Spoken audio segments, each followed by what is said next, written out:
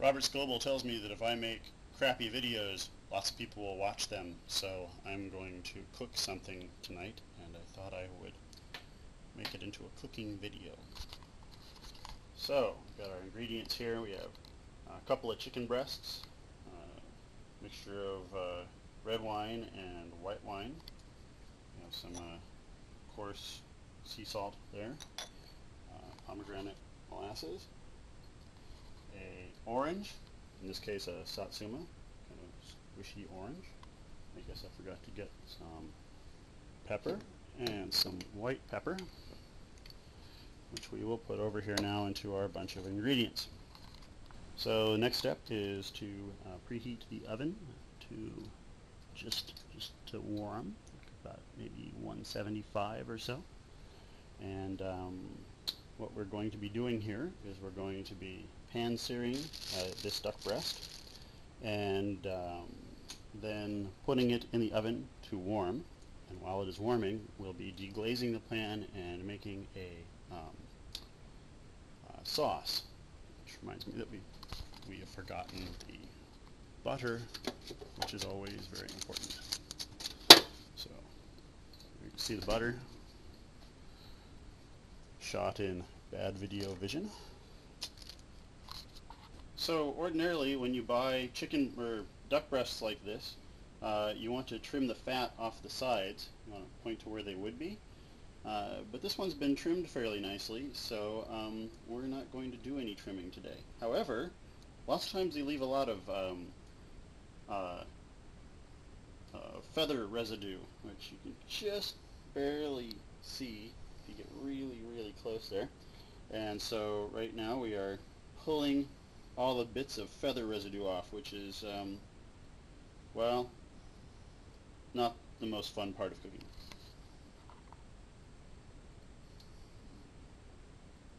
Can you do that with the camera anyway?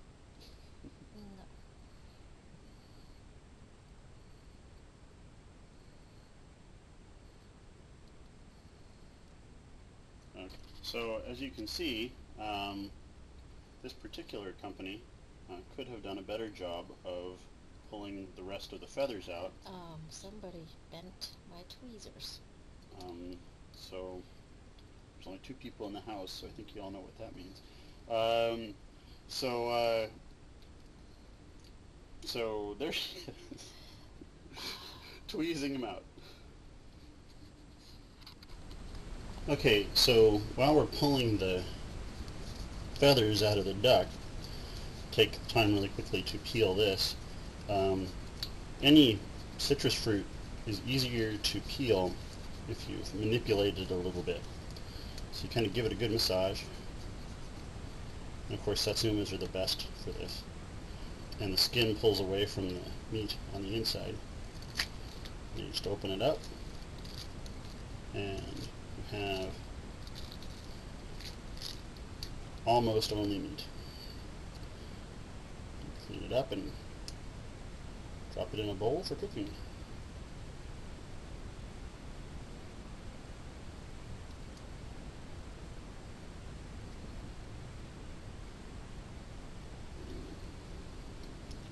This is why Emerald always has all of his stuff pre-prepared. There's an orange in the fridge that you can juice. Okay, I don't want to juice it though. I want the meat.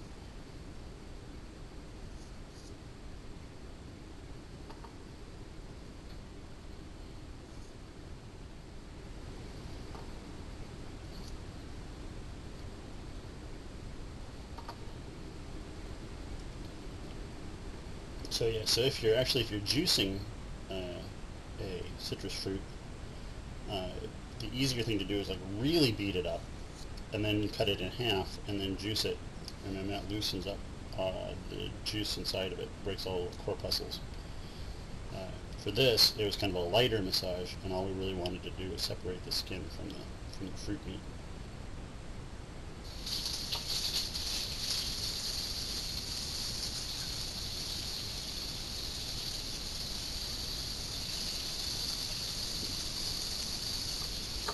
And there we have it. So after you fully clean and defeather and defat your your meat.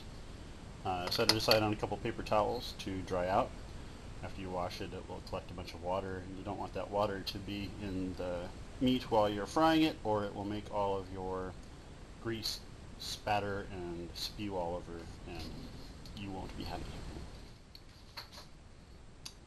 So now we have 2 duck breasts that have been de-feathered and washed, and they've been sitting on the plate for a little while and drying out.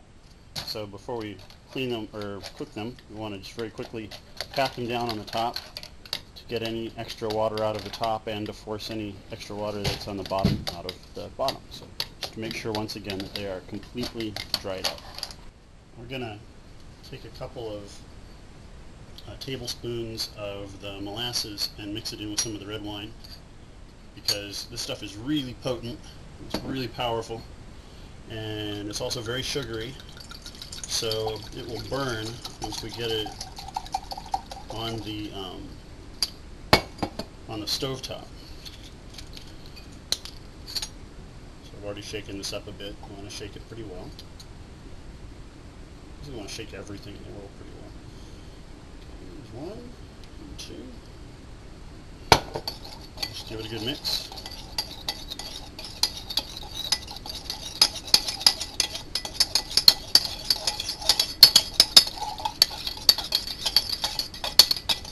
And there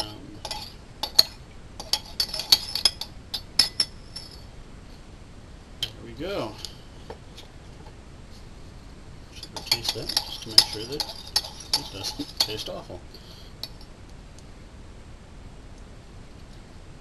Oh, that tastes really good. That really does taste really good. And That smells like it. pomegranate, Okay, so after much discussion, let me see into the bowl a little bit here. After much discussion, we've decided to demembrane the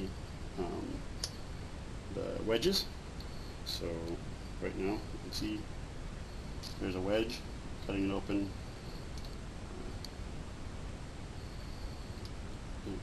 digging in there to get out the meat, and to try very hard to keep it from breaking up.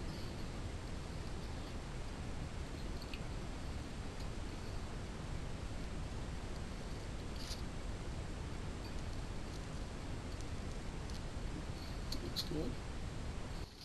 After adding a bit more bubbly to the mimosa, my wife has blessed it as good. Okay, so here they are. You can see that they're very, very dry. Very dry. You do not want them to splash on you, because splashing hurts, and these things make a lot of grease. I'm going to hand that to you. Hi there. So what we're going to do is salt and pepper these before cooking them really quickly. So, Food Network.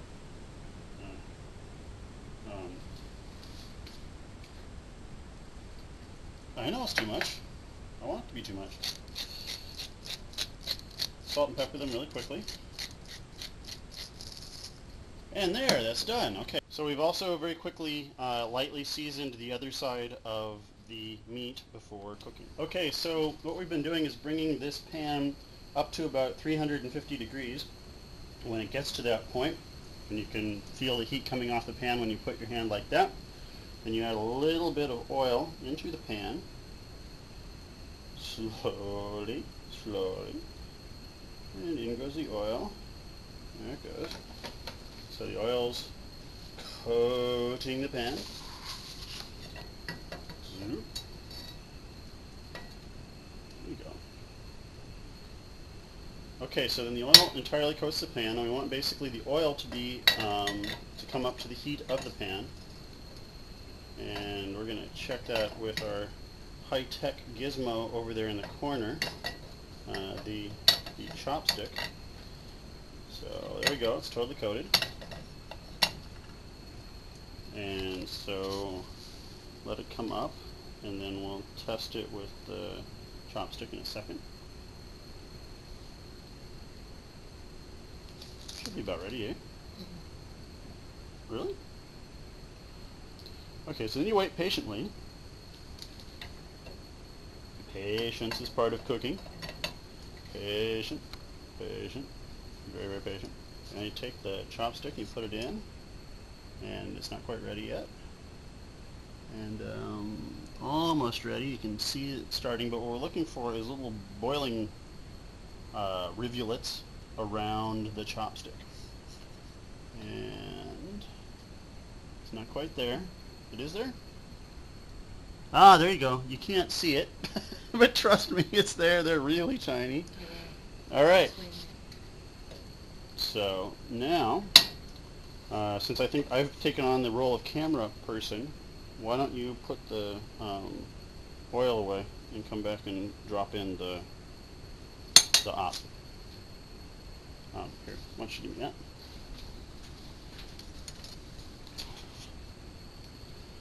And I'll move around here.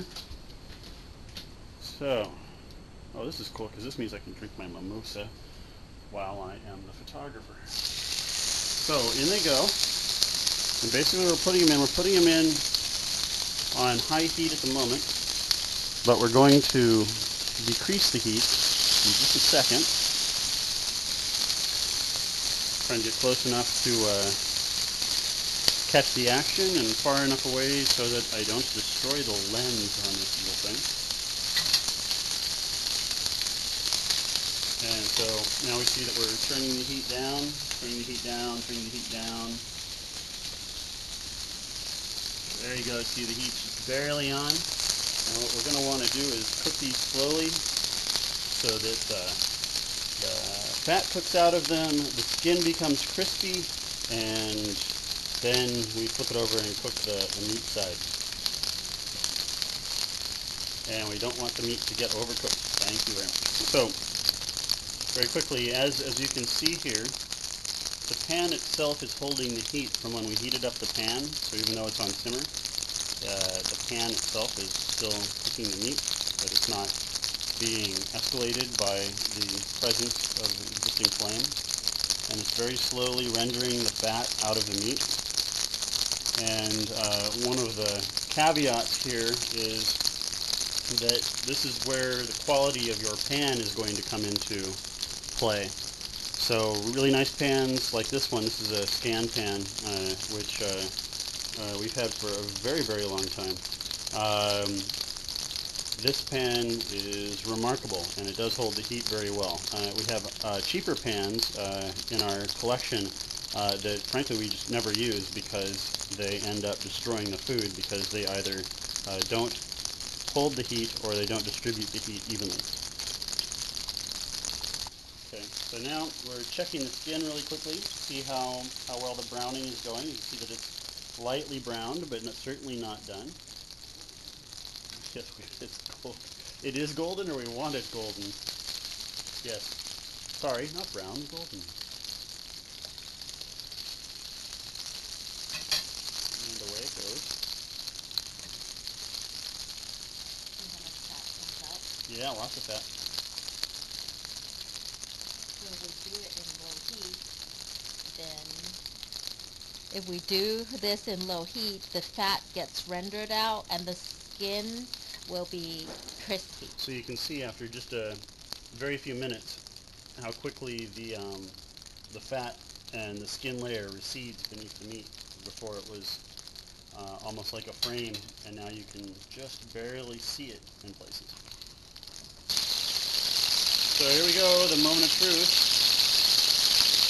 Flipping them over.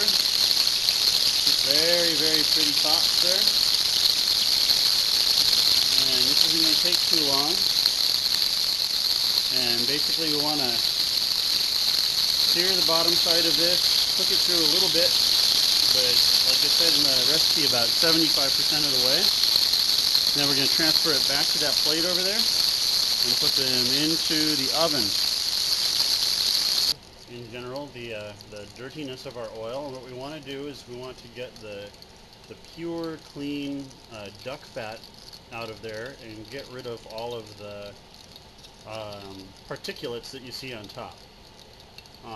This also works especially well with bacon grease because actually even better with bacon grease, because quite often the stuff at the end of a bacon cooking experience is burned bacon.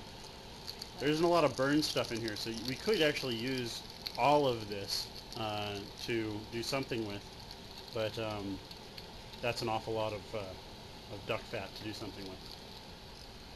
Okay, so now as you can see that with her doing that, she's moved a lot of the particulates over to this side of the pan, which makes them easier to pull out. And you want to do this, I'm over here to show you. She turned the burner off. You don't want to do this with the burner on, okay? Fat loves to do things like burn and start fires and stuff. Okay, so, whoa, she's so fast.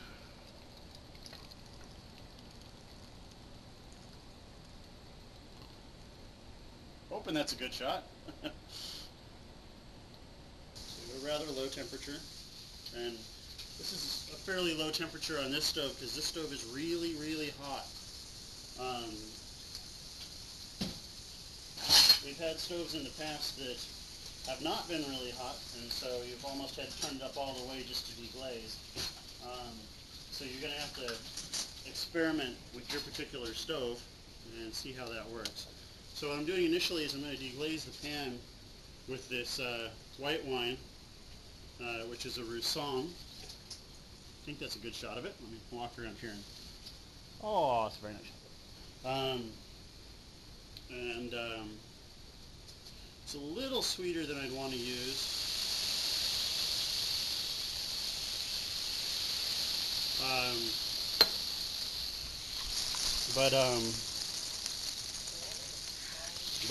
Yes, but today it's all we had. Sometimes that's a big, actually this whole recipe that I'm cooking tonight is because it was all we had.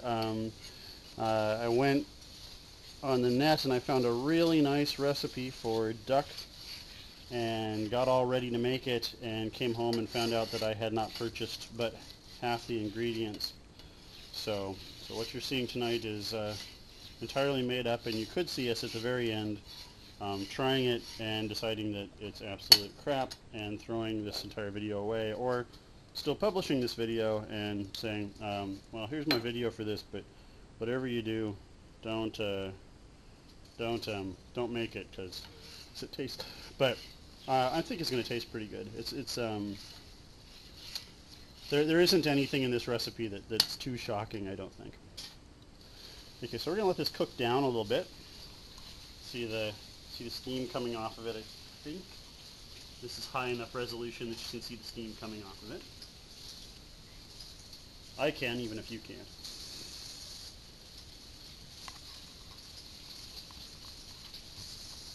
And this cooks down pretty quickly.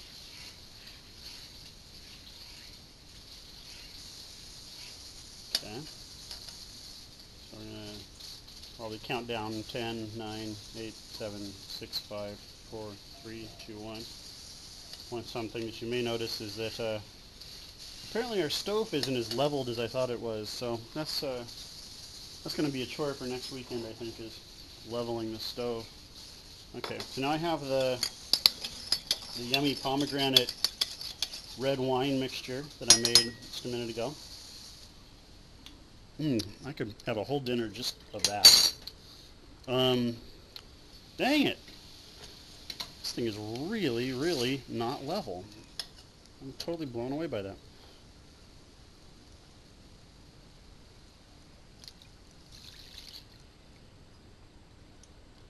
Okay, can I get the oranges, please? Or, no, you're right. I should do the butter before I do the oranges. Okay, so now we've added that, and oh, that smells so good. Wow, that smells good. Okay, so we're gonna let this cook down a little bit more. Then we'll add the butter. I'm getting my physical and my cholesterol testing done tomorrow. And there's nothing like a good meal of duck fat and butter to get you ready for that. I might go back for my blood test. Okay, wait, I really wanted that second one a little bit later.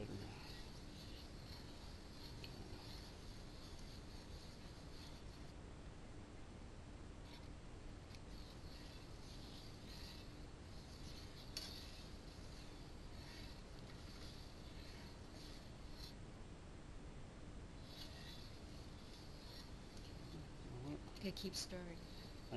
I am, dear. I wasn't.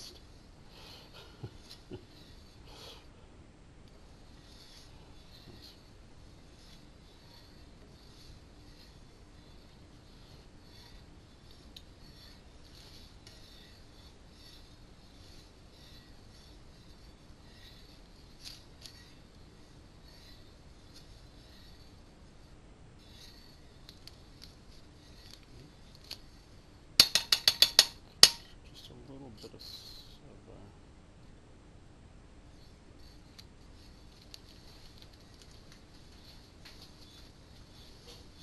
the risk of saying something, I could use just a little bit of salt and pepper in here. Have you tasted it? No, obviously I've not tasted it because I am stirring.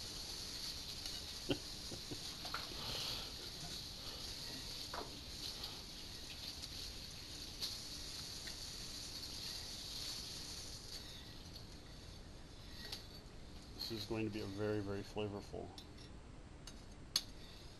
sauce.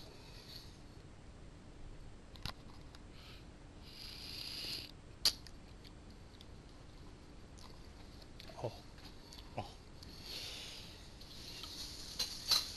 Food is wonderful. Okay, so that tastes really good. Could be a little bit thicker. Okay, it's end game, and any end game is both lengthy and a little bit hard to shoot with one camera. So as you can see, this is almost done. Absolutely gorgeous color and texture.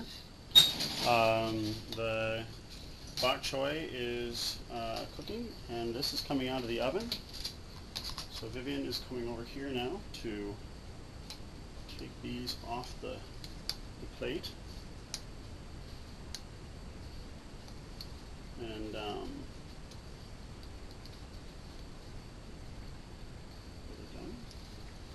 Oh yeah.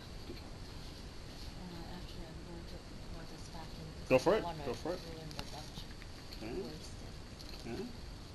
So that duck juice goes back in. So now it's my job to stir that back into the sauce. Shooting the duck, cutting with the other. Oh, there, that's a much better shot. Oh! What are you doing? Oh, that's gorgeous. Look at that. Absolutely gorgeous. Okay. So now we're slicing the duck for plating. These are plates. Because we're too lazy to get our good china out. That's right. Well, our bad china is pretty nice too. Okay, I'm gonna come over here and just shoot this up close. So, you want to talk a little bit about knife technique?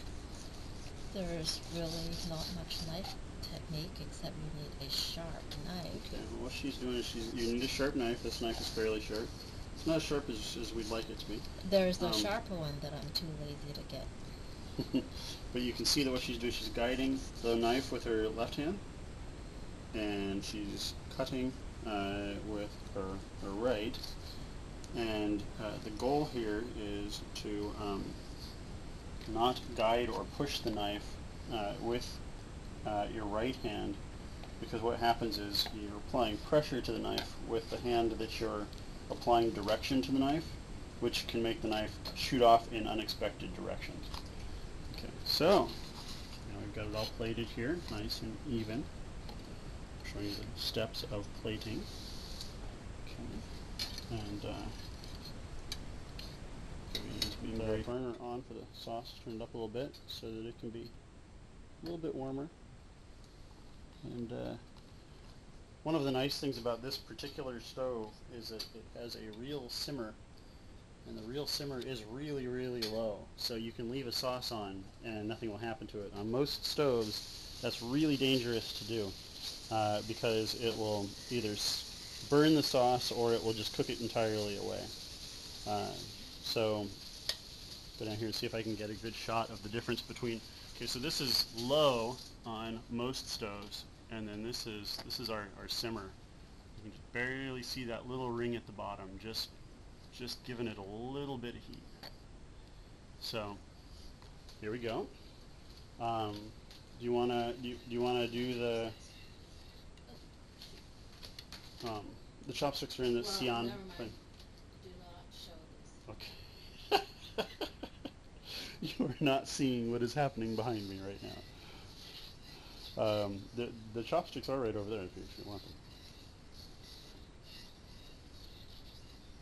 Oh, look how thick that is. See that? Oh, this is going to be fantastic. That's right. For our last meal, our last couple of meals, we've really made the ghost of Dr. Atkins mad and just gone starch happy. So this meal has 0 starch. It's not to say it has 0 calories by any stretch of the imagination, or 0 cholesterol. Oh, that's right. That's right. So okay, so here come the oranges. I'm just going to add them while she stirs. There we go. Nice sauce. You see the orange sauce mixing in with the other thing. The screen on the camera's a lot better.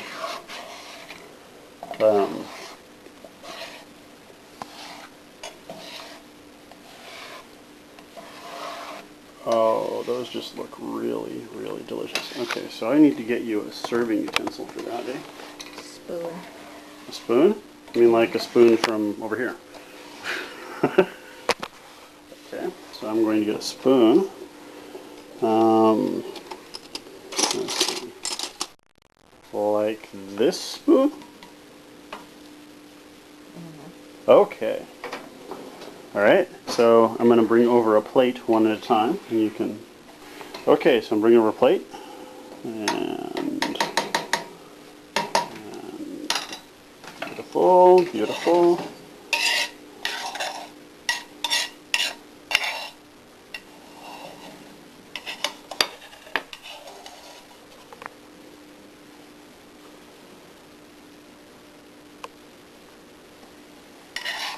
Oh, I love food. Oh my god, that looks so good. Okay, that's plate A.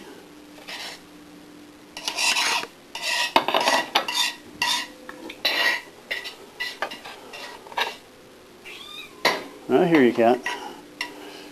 Okay. And plate B. 5, 4, 3, 2, 1. No one will be seated for the pivotal ladling of juice scene.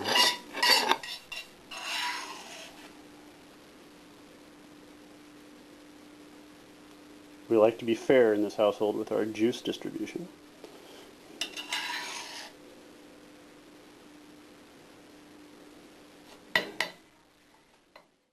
Excellent. All right.